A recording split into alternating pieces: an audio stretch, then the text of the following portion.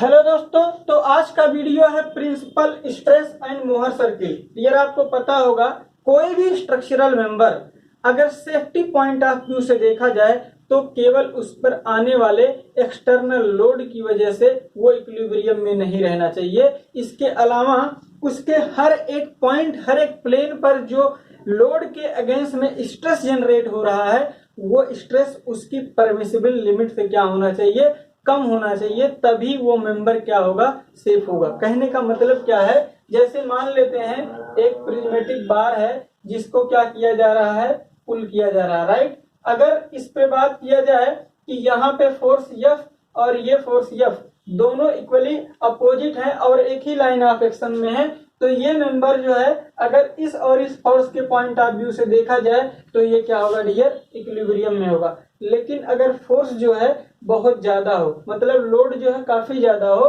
तो एक बात बताओ डियर, क्या ये मेंबर इस लोड को बियर कर पाएगा? यानी इसका कोई भी पॉइंट या फिर हर एक प्लेन या फिर इसका हर एक प्लेन इस लोड के अगेंस्ट में जो स्ट्रेस जनरेट कर रहा है, इस लोड के अगेंस्ट में जो स्ट्रेस जनरेट कर रहा है, क्या ये स्ट्रेस इस लोड को बियर कर पाएगा? यानी सेफ्टी पॉइंट ऑफ व्यू से अगर बात करें तो इसका हर एक पार्टिकल और हर एक प्लेन पर जो स्ट्रेस होगा वो इस पदार्थ की परमिसिबल स्ट्रेस से क्या होना चाहिए, कम होना चाहिए, राइट। तो आप यहाँ पे पढ़ने क्या वाले हैं डियर, यहाँ पे आप पढ़ेंगे कि किसी भी मेंबर के हर एक प्लेन पर, हर एक पॉइंट पर आप स्ट्रेस की क्या करने वाले हैं, गणना करने वाले हैं, राइट।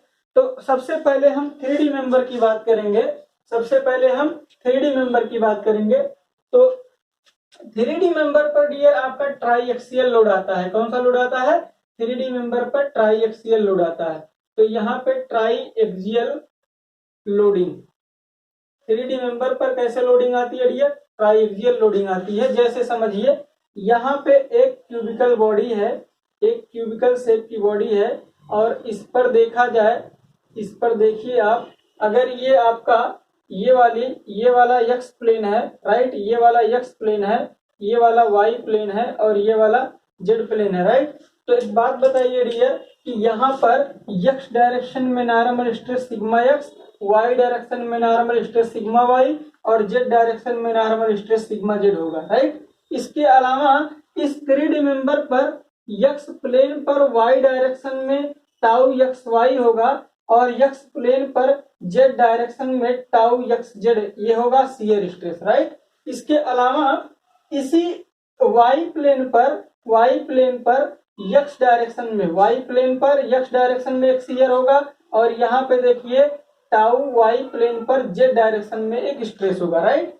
इसी तरह से यहाँ पे देखिए 3D मेंबर पर यहाँ पर जेड प्लेन पर वाई डायरेक्शन में और जेड प्लेन पर क्या होगा, जेड प्लेन पर एक्स डायरेक्शन में स्ट्रेस होगा। यानी 3D मेंबर पर जो अधिकतम प्रतिबल की संख्या हो सकती है वो 9 कंपोनेंट हो सकते हैं, राइट। लेकिन हमें जो है 3D मेंबर को नहीं पढ़ना है, हमें सिर्फ पढ़ना है यहाँ पे 2D मेंबर पर आने वाले स्ट्रेस की वजह से उसके हर एक प्लेन पर नॉर्मल और शियर की गणना करनी है, राइट। यानी कि हमें बाई एक्सियल लोडिंग आएगी, यानी कि हमें 2D मेंबर के बारे में पढ़ना है। अब देखिए 2D मेंबर का मतलब क्या होगा। 2D मेंबर, 2D या फिर बाई एक्सियल लोडिंग, यानी कि अगर ये क्यूबिकल बॉडी, अगर इस क्यूबिकल बॉडी का दो फेस, दो अपोजिट फेस, अगर इस क्यूबिकल बॉडी का दो अपोजिट फेस स्ट्रेस फ्री हो जाए, यानी मान लेते हैं जेड वाला प्लेन जो है, जेड वाले प्लेन पर स्ट्रेस आ ही नहीं रहा है, यानी जेड वाला प्लेन जो है वो क्या हो जाए, स्ट्रेस फ्री हो जाए, तो फिर कहा जाएगा इस मेंबर पर कौन सी लोडिंग आ रही है, बाई एक्सियल यानी 2D लोडिंग आ रही है। यानी ये जो है प्लेन स्ट्रेस में आ गया, यानी ये किस में आ गया डियर, प्लेन स्ट्रेस में आ गया। अब प्लेन स्ट्रेस की अगर बात किया जाए तो जैसे आप देखिए यहाँ पर 2D मेंबर पे, राइट, ये एक प्लेन स्ट्रेस का एग्जांपल है। यहाँ पे देखिए इस पर एक्स डायरेक्शन में नॉर्मल स्ट्रेस सिग्मा एक्स लगा हुआ है, वाई डायरेक्शन में नॉर्मल स्ट्रेस सिग्मा वाई लगा हुआ है। अच्छा, और साथ में आप देखेंगे, आप देखिए यहाँ पर इस प्लेन पर क्या लगा हुआ है डियर, इस प्लेन पर शियर स्ट्रेस क्या लगा है, टाउ एक्स वाई लगा है, और इसके अगेंस्ट में कॉम्प्लीमेंट्री शियर स्ट्रेस ये जो होता है टाउ वाई एक्स होता है। ठीक, और हमने कॉम्प्लीमेंट्री प्रिंसिपल में ये जानते हैं कि टाउ एक्स वाई की जो वैल्यू होती है वो किसके बराबर होती है, टाउ वाई एक्स के बराबर होती है। यानी कि यहाँ पे टोटल 2D मेंबर पर कितने स्ट्रेस कंपोनेंट काम करते हैं, तो टोटल 4 स्ट्रेस कंपोनेंट काम करते हैं, लेकिन जो है टाउ एक्स वाई की वैल्यू टाउ वाई एक्स के बराबर होती है। इसलिए इस पर केवल 3 प्रतिबल अगर आपको पता रहे तो इस मेंबर को क्या किया जा सकता है, डिफाइन किया जा सकता है। राइट, अब देखिए हमको करना क्या है कि जैसे यही क्वेश्चन दे दिया है और इसी क्वेश्चन में हमें क्या करना है, किसी प्लेन पर मान लेते हैं ये वाला इंक्लाइंड प्लेन है एक, इसी इंक्लाइंड प्लेन पर हमको क्या निकालना है, इसी इंक्लाइंड प्लेन पर हमें प्रतिबल की गणना करनी है। वो कौन कौन सा स्ट्रेस है इस प्लेन पर मान लेते हैं हमको क्या निकालना है, इस प्लेन पर नॉर्मल स्ट्रेस सिग्मा एन, और इसी प्लेन पर आपको क्या निकालना है, शियर स्ट्रेस टाउ निकालना है। राइट, आपको कैलकुलेट क्या करना है, अगर ये बेसिकली 2D मेंबर है और इस पे चित्र के अनुसार लोडिंग आ रही है तो नॉर्मल स्ट्रेस और शियर स्ट्रेस किस पे निकालना है, इस इंक्लाइंड प्लेन पर आपको कैलकुलेट करना है। ठीक, तो इसके लिए कुछ रूल्स होते हैं तो वो मैं बता दे रहा हूँ आप लोगों को। सबसे पहले आप क्या करेंगे, साइन कन्वेंशन पढ़ेंगे। सबसे पहले क्या पढ़ेंगे डियर, साइन कन्वेंशन। तो आपका साइन कन्वेंशन क्या होता है वो जान लीजिए। हर एक टेंसाइल स्ट्रेस जो होगा, टेंसाइल स्ट्रेस को हमेशा आप क्या मानेंगे डियर, पॉजिटिव मानेंगे। दूसरा कंप्रेसिव स्ट्रेस को आप क्या मानेंगे, कंप्रेसिव स्ट्रेस को आप क्या मानेंगे डियर, इसको जो है नेगेटिव साइन देंगे। राइट, अच्छा अगर देखा जाए यक्स फेस, यानी यक्स फेस का मतलब क्या हुआ कि ऐसे, यानी यक्स फेस का मतलब समझने की कोशिश करिए। जैसे अगर मेंबर ये 2D मेंबर है और इसके यक्स फेस का मतलब ये फेस, अगर जो है इस यक्स फेस को देखा जाए और ये जो है क्लॉकवाइज शियरिंग है तो ये पॉजिटिव शियरिंग होगी, और अगर जस्ट इसका उल्टा एंटी क्लॉकवाइज शियरिंग हो रही है यानी ये नेगेटिव शियरिंग होगी। कब, जब ये जो है ये ऊपर हो और ये वाला क्या हो डियर, ये वाला नीचे हो। राइट, तो ये क्या कहा जाएगा, आपका नेगेटिव शियरिंग कहलाएगा। यानी अगर यक्स फेस पर इस तरह से क्लॉकवाइज शियरिंग होगी तो इसे पॉजिटिव माना जाएगा, और अगर एंटी क्लॉकवाइज शियरिंग होगी डियर तो इसको क्या मानेंगे आप, नेगेटिव शियरिंग मानेंगे। राइट, इसके अलावा एंगल का मेजरमेंट करते समय आपको विशेष ध्यान रखना है, कोण अगर आपका क्लॉकवाइज मेजरमेंट किया जाएगा, एंगल का मेजरमेंट अगर क्लॉकवाइज करेंगे तो ये पॉजिटिव एंगल होगा, और एंगल का मेजरमेंट अगर एंटी क्लॉकवाइज करेंगे डियर तो ये एंगल जो होगा ये आपका नेगेटिव एंगल होगा। राइट, अच्छा ये जो भी मैं आगे बात करने वाला हूँ डियर, आपको याद रखना है कि यहाँ पर हमेशा सिग्मा एक्स जो होगा वो सिग्मा वाई से क्या होगा dear, sigma x sigma y से क्या होगा, बड़ा होगा। राइट, तो ये जो है साइन कन्वेंशन आपको बेसिकली ध्यान रखना है। इसके बाद जो है हम क्या करेंगे, किसी 2D मेंबर पर आने वाले नॉर्मल और शियर स्ट्रेस के कारण किसी इंक्लाइंड प्लेन पर नॉर्मल और शियर स्ट्रेस की क्या करेंगे, गणना कर लेंगे। राइट, तो देखिए जैसे डियर मैं केवल एक ही क्वेश्चन को लेकर के आपको सारे कॉन्सेप्ट आपके क्लियर करने वाला हूं। जैसे देखिए मान लेते हैं कि यहाँ पे एक स्ट्रक्चरल मेंबर है जिस पर 2D लोडिंग आ रही है, 2 डायरेक्शन में लोडिंग आ रही है। ये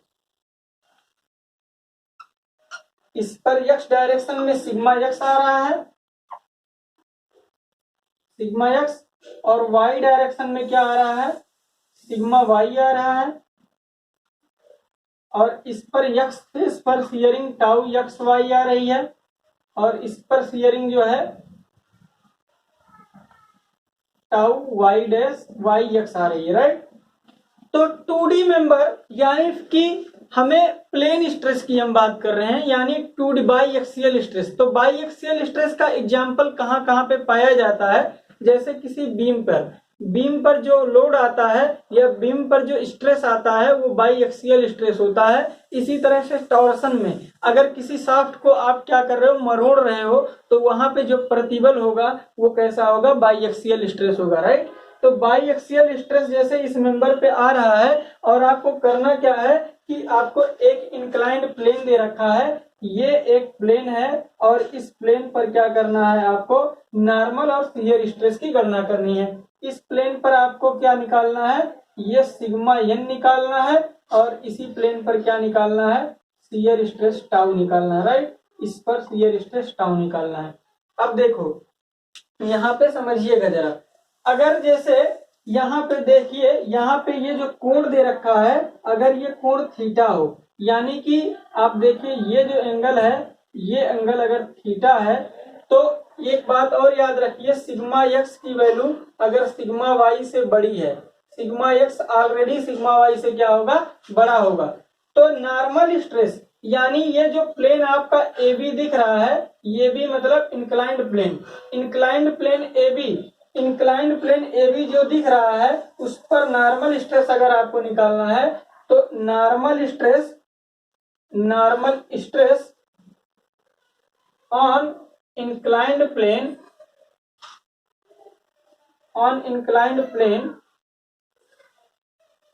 सिग्मा एन इक्वल टू क्या बोलोगे डियर, आप लिखोगे sigma x plus sigma y by 2।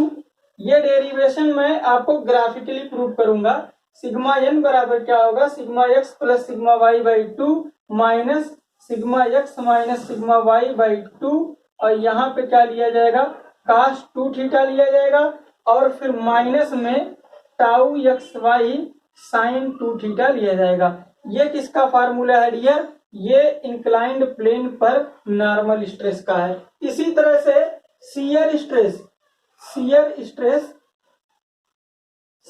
Stress on inclined plane, अगर इंक्लाइंड प्लेन पर शियर स्ट्रेस की बात किया जाए, तो shear stress on inclined plane अगर देखा जाए तो टाउ बराबर क्या होता है, होता है आपका sigma x minus sigma y by 2 ये into sine 2 theta minus tau x y cos 2 theta होता है। देखिए आप अपनी बुक में कोई भी पढ़े होंगे, आप उसको क्या करिए, भूल जाइए। अभी जो हम बता रहे हैं साइन कन्वेंशन, इसी को आपको फॉलो करना है। इस साइन कन्वेंशन को फॉलो करते हुए हम जितने भी क्वेश्चन करेंगे डियर, हमारे क्या आएंगे, सारे क्वेश्चन सही आएंगे, ठीक। तो अब देखिए, यानी कि इस इंक्लाइंड प्लेन ए बी पर नॉर्मल स्ट्रेस कितना होगा, सिग्मा एम की value sigma x plus sigma y by 2 minus sigma x minus sigma y by 2 cos 2 theta minus tau x y sine 2 theta होगा। और shear stress on inclined plane की बात किया जाए तो sigma x minus sigma y by 2 sine 2 theta minus tau x y cos 2 theta आएगा, right. ये जो है इंक्लाइंड प्लेन पर आपने क्या निकाला, नॉर्मल स्ट्रेस और शियर स्ट्रेस निकाल लिया, राइट। अब देखिए आगे हम बात करते हैं,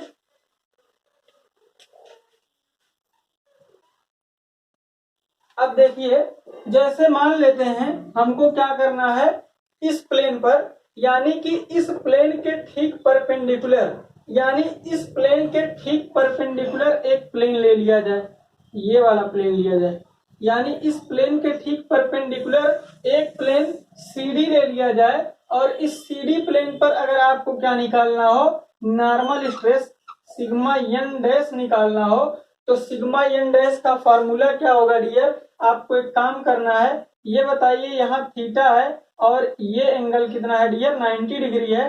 थीटा और 90 को आप जोड़ दीजिए तो कितना एंगल हो जाएगा, 90 प्लस थीटा हो जाएगा। यानी कि जिस प्लेन पर आप निकाल रहे हैं इंक्लाइंड प्लेन पर थीटा डिग्री पर, उसके ठीक परपेंडिकुलर एक प्लेन है, उस प्लेन पर नॉर्मल स्ट्रेस जिसे सिग्मा एन डैश कहा जाए, तो सिग्मा एन डैश की जो वैल्यू होगी वो क्या करिए आप, इसमें जहां जहां थीटा लिखा है वहां वहां 90 प्लस थीटा रख दीजिए।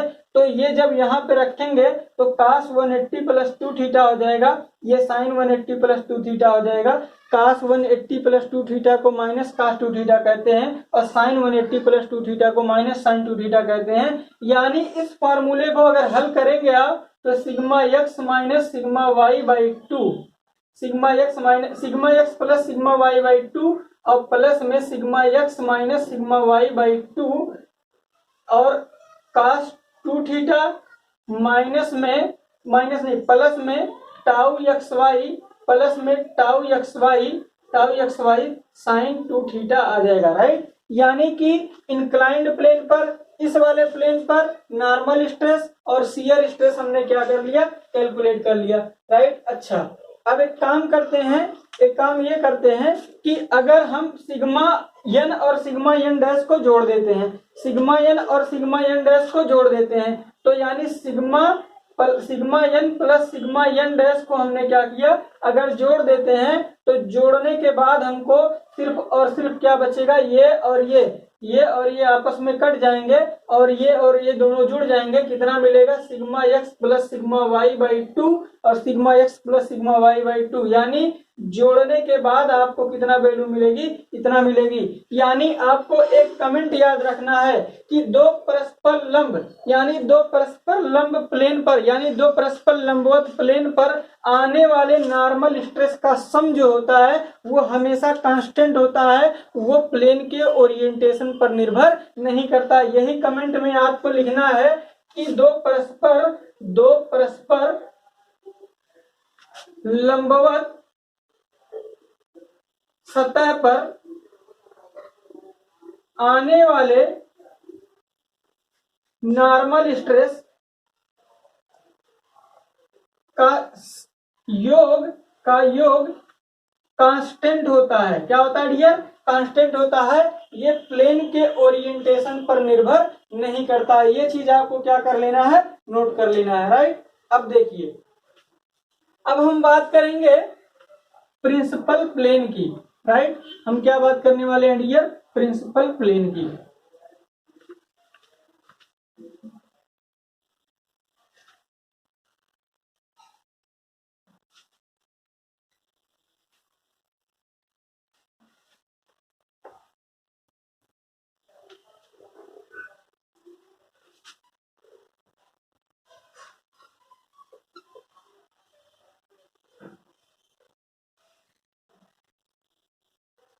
ऐसा प्लेन जिस पर केवल नॉर्मल स्ट्रेस हो, ऐसा प्लेन जिस पर केवल नॉर्मल स्ट्रेस हो, शियर स्ट्रेस शून्य हो, प्रिंसिपल प्लेन कहलाता है।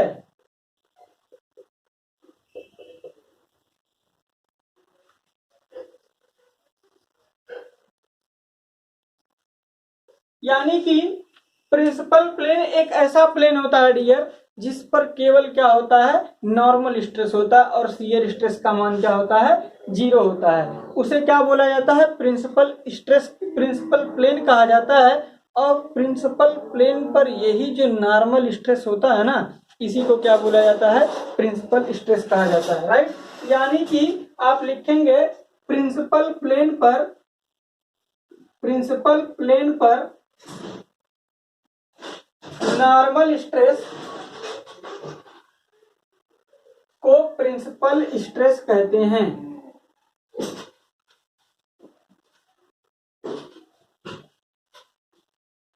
ठीक, तो बाकी डियर आगे बाकी जो थियरी बची हुई है उसको हम अगले वीडियो में कवर करेंगे। अगर डियर आपको ये वीडियो अच्छा लगा हो तो वीडियो को लाइक करो, शेयर करो, सब्सक्राइब करो। वीडियो को देखने के लिए धन्यवाद डियर। Okay, thank you.